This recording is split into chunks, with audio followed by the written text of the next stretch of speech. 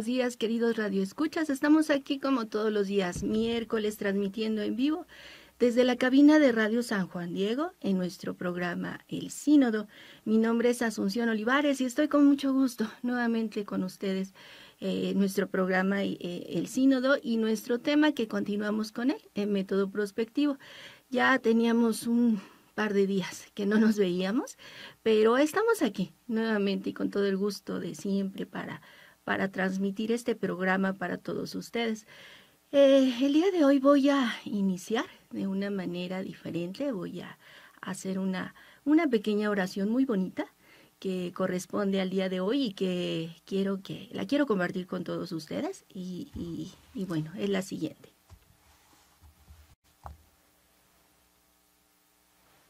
Vosotros, que escucháis la llamada de viva voz que Cristo os dirigía, abrid nuestro vivir y nuestra alma al mensaje de amor que Él nos envía.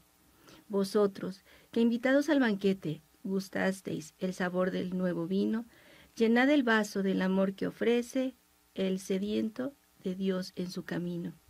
Vosotros, que tuvisteis tan gran suerte de dar a muerte nuestra vida, no dejéis que el pecado y que la muerte nos priven de la vida recibida. Vosotros, que lo visteis ya glorioso, hecho Señor de gloria sempiterna, haced que vuestro amor conozca el gozo de vivir junto a Él la vida eterna. Amén. Pues bien, esta pequeña oración con la que iniciamos el día de hoy y que sobre todo haciendo referencia que hoy se celebra y se conmemora a Santo Tomás Apóstol, aquel apóstol que en su momento dijo que no creía que el Señor hubiera resucitado y hasta que no pusiera sus dedos en sus llagas y metiera su mano en su costado, él creería. Así es de que con este día que celebramos a este gran apóstol y de quien tenemos esa herencia de esa expresión al ver al Señor, cuando se presenta ante ellos, la expresión de Señor mío y Dios mío, como aquella expresión máxima de Señor, aquí estás, creo en ti. Y que nosotros la podemos repetir en todo momento, que quizá algunos de nosotros la tengamos presente en muchos momentos de nuestra vida, en aquellas situaciones y momentos difíciles o en aquellas situaciones en las que es tan complicado todo, que la repetimos, pues hoy que celebramos a ese santo, pues vamos a pedir que interceda para que nuestra fe y el creer en Cristo sea, pues si no igual, por lo menos podamos acercarnos un poco a ese gran santo en su fe. Pues bien, vamos a continuar con nuestro tema. Seguimos todavía con el método prospectivo, continuamos porque pues es un tema que va para largo, es un tema que pues vamos a seguir, pero pues ya tenemos un poquito de tiempo que no nos hemos visto. Algún momento ha sido por cuestiones laborales, pero esperemos que no se vuelvan a presentar las mismas situaciones y que tengamos que estar ausentándonos, pero vamos a hacer un poquito de recuento sobre lo que hemos visto hasta el día de hoy. Recordemos que la parte de método prospectivo, método que era una serie de pasos a seguir, todos estos de una secuencia lógica, sistematizada, para lograr un fin. Y veíamos que pues este método, que conocemos todos lo que es un método, que lo hemos llevado en algún momento aún en la escuela, y decíamos que el método prospectivo, pues bien, la palabra prospectiva venía de un filósofo francés que fue quien la propuso, que fue Gaston Berger, y que esta palabra hacía referencia, bueno, sus estudios, todo lo que él hizo, hacía referencia pues hacia el futuro.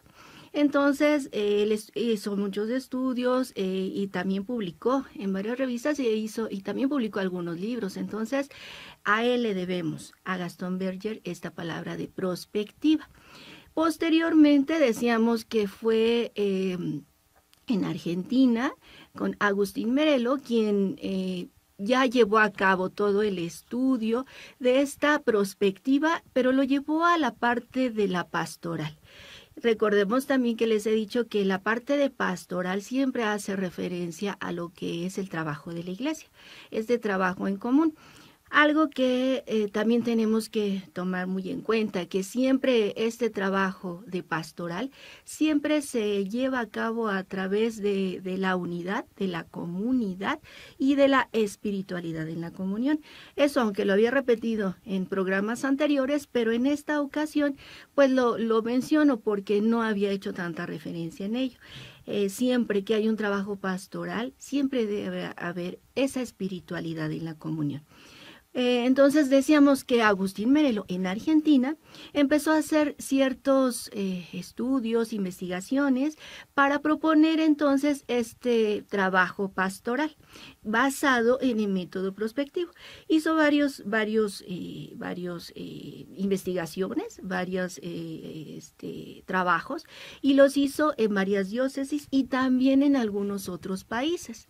Entonces, esto estamos hablando del año 1970. Posteriormente llega a nuestro país, no tengo con exactitud la fecha o el año exacto en el cual llega, pero empezamos a trabajar nosotros aquí. Y me refiero a nosotros como iglesia. Me refiero a nosotros porque ya se lleva a cabo este método prospectivo dentro de nuestra pastoral, dentro de nuestra iglesia. Por lo tanto, es importante que lo podamos ir identificando. Había hecho una indicación muy importante. ¿Por qué surgía o por qué se había trabajado este método prospectivo en nuestra iglesia? Y teníamos como referencia el Concilio Vaticano II.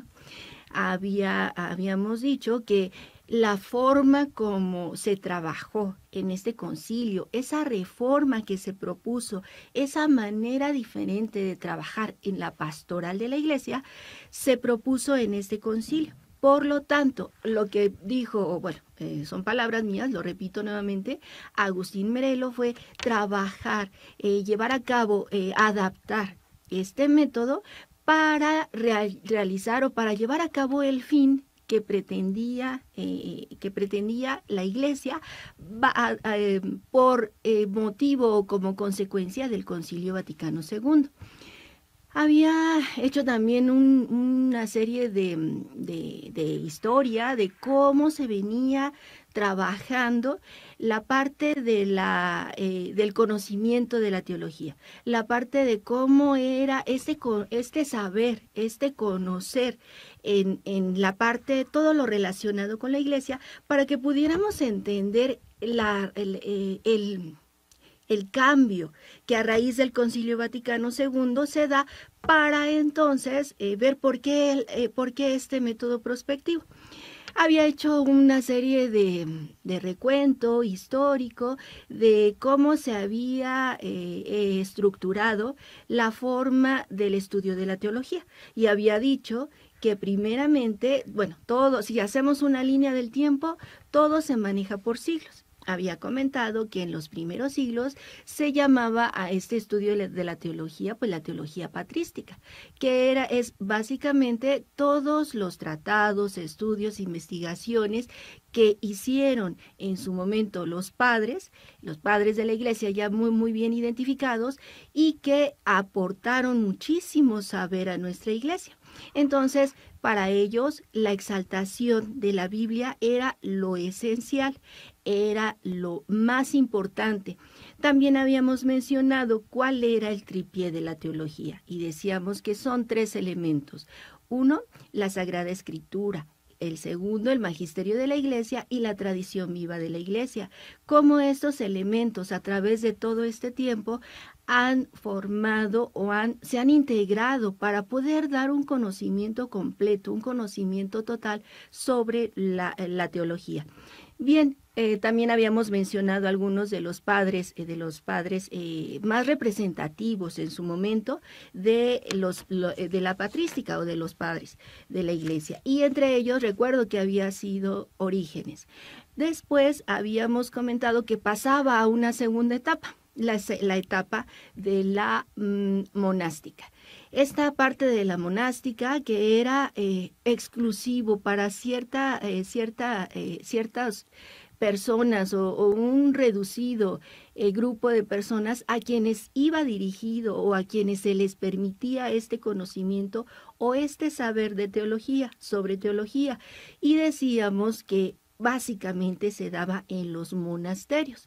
Recordemos también, y eso es algo de cultura general, que anteriormente, y estamos hablando de esta parte en estos siglos, déjenme ver en qué, a partir de qué siglo se maneja la parte de la monástica, decían esta parte que tenemos que saber que todo conocimiento y todo saber solamente y estaba centrado en la iglesia. No había otra posibilidad para poder conocer o para poder aprender, y me estoy refiriendo de manera general. Por lo tanto, quienes tenían la idea o quienes tenían la decisión de querer aprender, solamente se podía llevar a cabo el aprendizaje a través o en un monasterio. Y obviamente los monasterios pues estaban constituidos, estaban para el conocimiento, pero sobre todo el conocimiento de la teología, el conocimiento de Dios. Por lo tanto, para llegar a ellos, pues se tenía que llevar toda esta serie de preparación y terminaban preparados, o bueno, terminaban como sacerdotes en todo ello, o religiosos. Pero era solamente este medio que había, este medio tan reducido para el conocimiento. De ahí, de la monástica, pasamos a lo que fue la escolástica. De la escolástica teníamos 3 etapas: la escolástica principiante, la escolástica avanzada y la escolástica ya decayente. Bueno, pues, con otros términos, ahorita se los menciono exactamente. Pero también teníamos que dentro de la monástica teníamos ciertos representantes. Había uno, bueno, no había uno, había dentro de estas etapas teníamos a San Buenaventura, que les decía que nuestro patrono aquí en la Catedral de Cuautitlán, San Buenaventura, y que él aparece en uno de estos siglos en donde él aporta muchísimo para la teología. Aquí lo tengo, entonces se los voy a mencionar.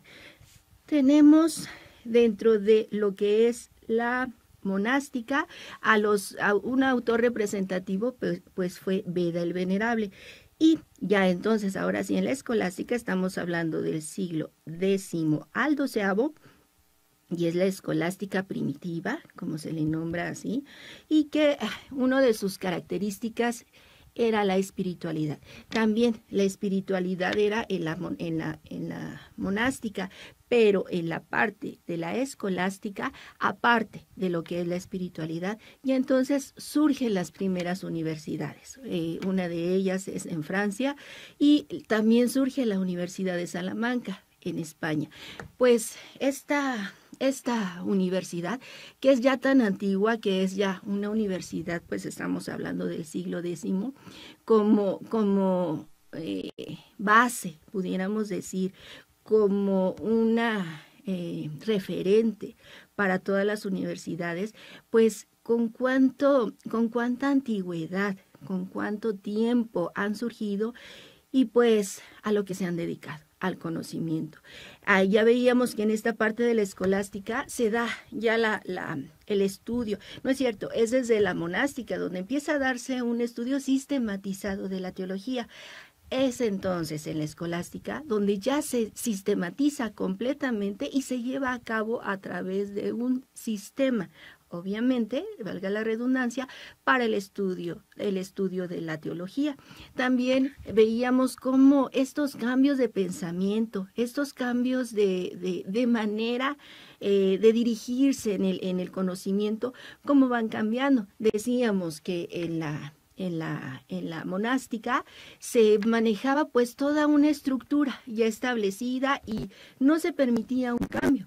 Veíamos que ya en la escolástica ya había apertura, ya había una serie de ideas que podían manejarse ya no de manera tan estructurada. Aparecen las universidades y todo se lleva de una manera sistematizada. Vamos a tenernos que ir a un corte musical, pero regresamos en unos momentos. No se vayan, estamos aquí en el programa El Sínodo con el tema del método prospectivo. Mi nombre es Asunción Olivares y regresamos en unos momentos. Estamos de regreso nuevamente, queridos radioescuchas. No les dije hace un momento cómo nos podían contactar. Yo sé que ya ustedes lo saben, pero bueno, para todos aquellos que no han tenido o que apenas nos han llegado a escuchar, pues nos pueden contactar a través de Facebook en la página de Diócesis de Cuautitlán, pero también a través de internet www.diocesisdecuautitlán.org.mx y también al teléfono a través de WhatsApp al 55 70 07 24 89. Nos pueden mandar algún mensaje, algún comentario, alguna sugerencia, todo es bienvenido y siempre es para mejorar. Decíamos, vamos a regresar nuevamente a nuestro tema. Decíamos que la parte del por qué todo toda esta, esto que les he estado hablando, de lo que he estado manejando, por qué saber y por qué la insistencia. Y pues la intención es conocer cómo se manejaba anteriormente todo pues toda esta forma o toda sobre todo básicamente en lo que es el conocimiento, cómo estaba solamente dirigido a minorías. Posteriormente hablamos y les había dejado una tarea que era el que viera la película de Juan, el Santo Juan 23, el Santo Papa Juan 23, y habíamos empezado a hacer algunos comentarios. La película está bien hecha, bien adaptada, y la intención es pues precisamente conocer un poco, porque nunca es lo mismo una película a un libro, y que si a alguien le interesaba o a alguien le llamaba la atención, pues pudiera todavía buscar más información, adentrarse más en su vida de él, para que pudiéramos conocerlo. Ahora bien, decíamos, en esta película se da esa parte de las ideas que Juan 23, que su nombre que él tuvo es Angelo Roncalli, cómo él se fue formando, cómo desde niño.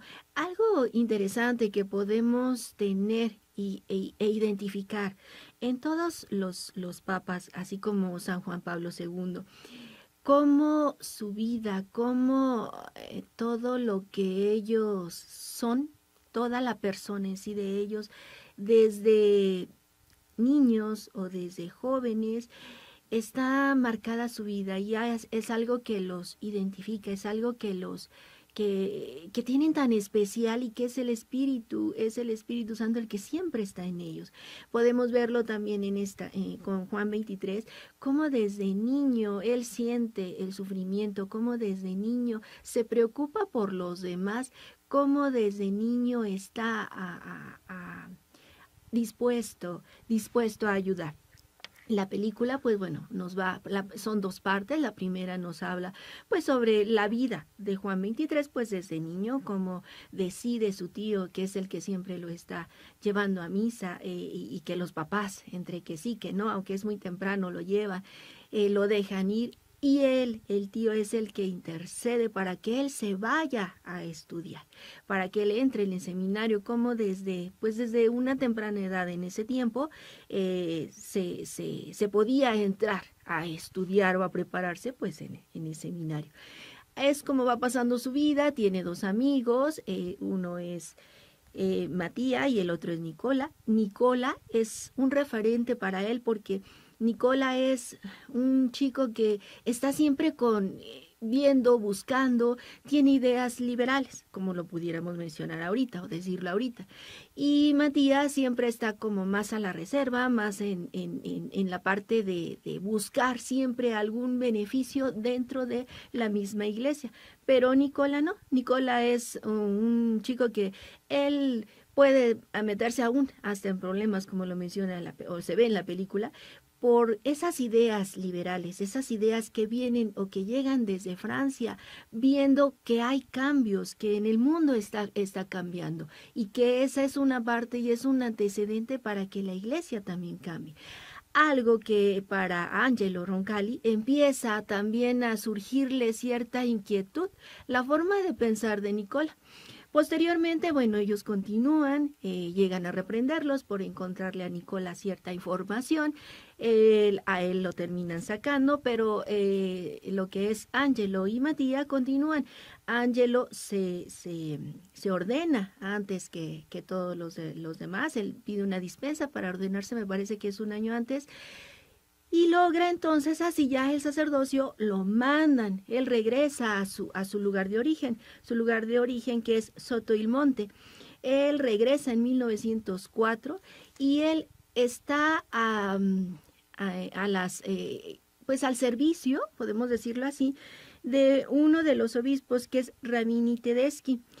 Este obispo tiene ideas también, no tanto podemos manejarlo en la parte de liberales, pero sí en la parte humana, en la manera de ver al ser humano, en la manera como se comporta, cómo se dirige, cómo se ve y se maneja hacia el ser humano, es lo que a Angelo Roncalli le llama la atención. Hay una escena en donde hay una huelga y los dueños de estas minas, pues ellos siempre van a ver por sus intereses, hay una huelga, los obreros, los trabajadores están pidiendo y luchando por sus derechos y se ve como precisamente dentro de la iglesia él al principio se ve como si estuviera, me refiero al obispo, estuviera a favor de los dueños, pero termina diciendo unas palabras importantes que son las siguientes. El trabajo basado en el respeto al individuo, respeto a los hombres y a las mujeres junto con los niños. Toda esta situación que vemos que este obispo Tedeschi maneja la parte del ser humano, esta dignidad del ser humano, es lo que va también transformando y manejando tanto Angelo, que cuando él muere, cuando él fallece, se queda con un vacío porque es el referente para su vida, para su sacerdocio de Angelo. Posteriormente, como había estas diferencias y en Roma no estaban muy de acuerdo con el proceder, pues deciden mandarlo a Angelo hacia los lugares de Turquía, Grecia, Bulgaria, Atenas y Estambul. Esto con la intención, supuestamente, de llevar a cabo la unidad entre las religiones y tener siempre relaciones de la Iglesia ortodoxa con la Iglesia católica. Entonces, de mantener, mejor dicho, estas relaciones, porque no eran satisfactorias, y entonces lo mandan lo más lejos posible, porque esa es la intención, pues para que no les estuviera afectando con sus ideas, para que no estuviera en algún momento llegando a intervenir en decisiones de la Iglesia, por eso es de que lo mandan tan lejos. Pero en el lugar a donde él se encuentra, siempre está trabajando y siempre está haciendo el bien. Vemos cómo en esa parte él se enfrenta ante situaciones de refugiados.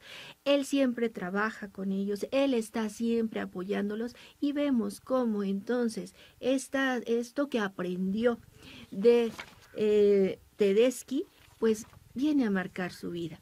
Y viene a marcar su sacerdocio, viene a marcar ese actuar que siempre tuvo Juan XXIII en todo su proceso. Posteriormente, se ve como situaciones en las que salva a 600 niños que van a ser deportados hacia Alemania, y bueno, todas las situaciones, cómo él trabaja. Hay una parte, una expresión que dice, bueno, tenemos que tener en cuenta que la traducción de la película, pues bueno, varía de acuerdo a quienes realizan esta traducción, pero expresiones importantes, y entre ellas es, ahora todo está en las manos de Dios. Él hacía todo lo posible y lo necesario para poder ayudar.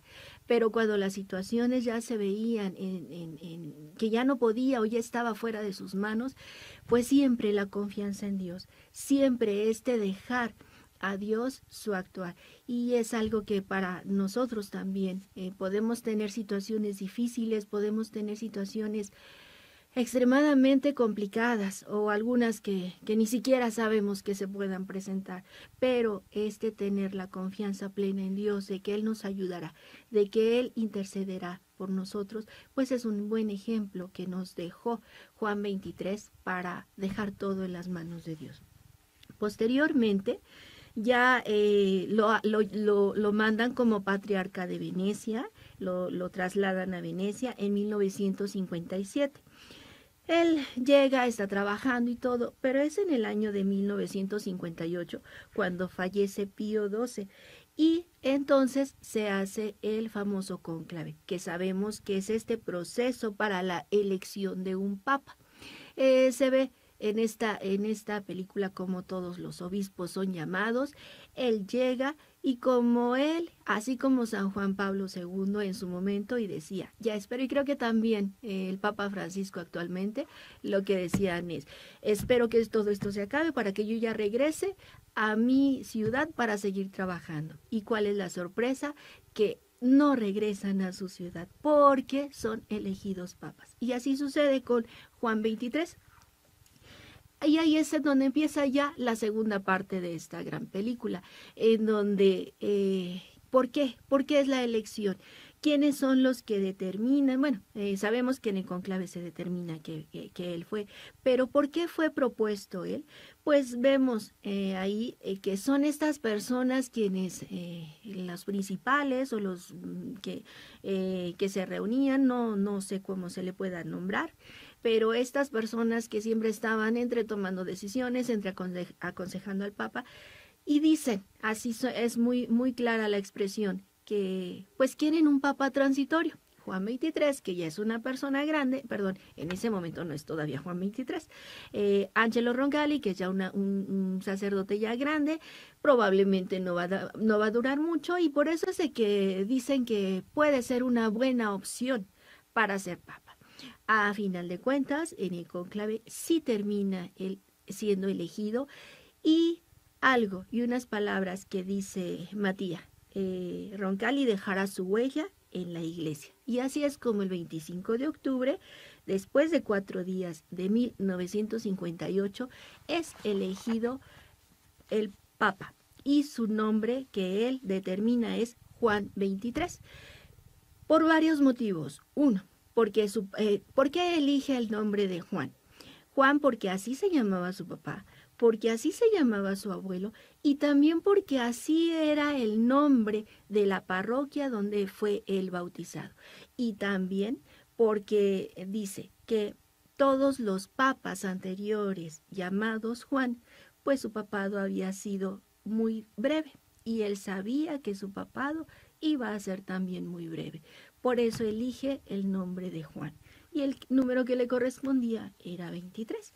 Así es de que así se le pone el nombre de Juan 23.